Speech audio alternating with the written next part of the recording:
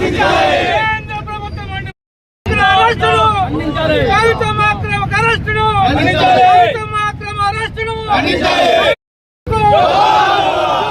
తెలంగాణ మన వీరులకు కేసీఆర్ గారి నాయకత్వం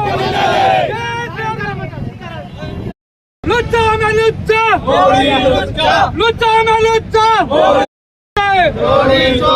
चोरों में चोर है, जय तेलंगाना, जय तेलंगाना, केंद्र राष्ट्र ప్రభుత్వాల మండి వైఖరి, కేంద్ర రాష్ట్ర ప్రభుత్వాల మండి వైఖరి, కవితమ్మ అక్రమ అరెస్టును, జై తెలంగాణ, జై తెలంగాణ, చోరోं में चोर है, चोरों में चोर है, चोरों में चोर है,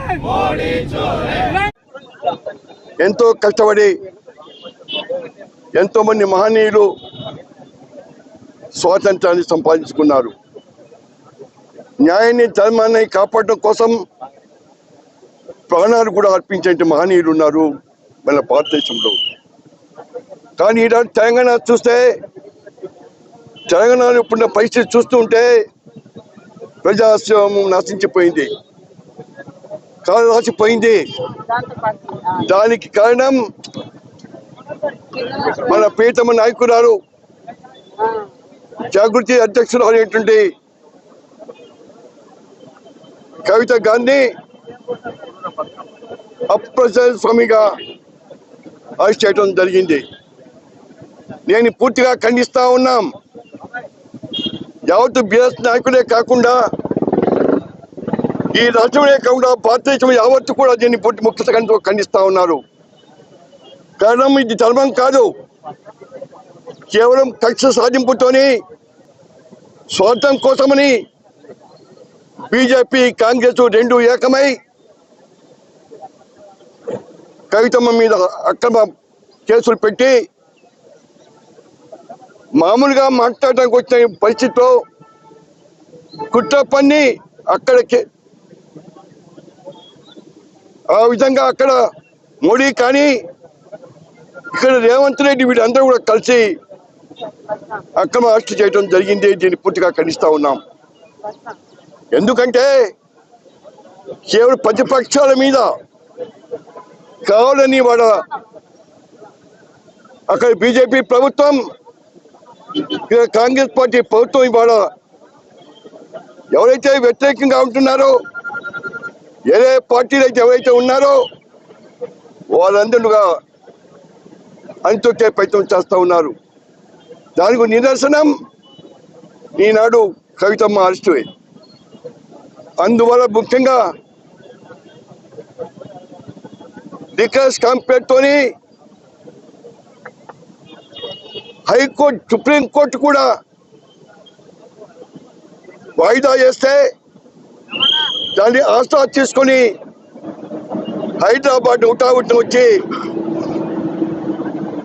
దొంగ చాటుగా వచ్చి కవితమ్మ ఇంటికి వెళ్ళి భయోత్పాదక కార్యక్రమం చేసి అరెస్టు చేయడం జరిగింది. సుప్రీంకోర్టు చెప్పింది 19వ తారీఖు వాయిదా వేస్తా ఉన్నాం, అప్పుడు విచారిస్తామని చెప్పి సుప్రీంకోర్టు చెప్పింది. ఈ కేసుల విషయంలో ఈ ఒక్కటే కాదు, ఇది ప్రజాస్వామిక వాదులు దీనికి పూర్తిగా ఖండించాలి. ఇది వాళ్ళు జరుగుతుంది, ఇది ఇంకా ఎవరికైనా జరుగుతుంది. ఈ బీజేపీ ప్రభుత్వం ఇక్కడ మోడీ ఉండగానే, మోడీ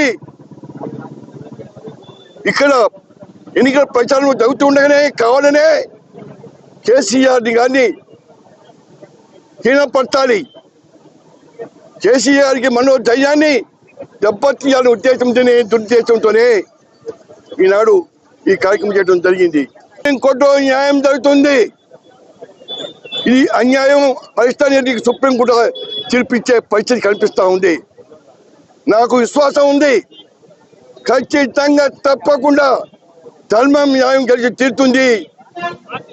ఈ అక్రమమైనటువంటి కార్యక్రమాలు భవిష్యత్తు ఎప్పుడు కూడా చేయకుండా మా ప్రజాస్వామిక వాదులు అందరూ కూడా దీన్ని ఈ యొక్క అరెస్టుని నిరసన తెలపాల్సిన కోర్టు 2-3 రోజులు ఈ రోజు పడతారు.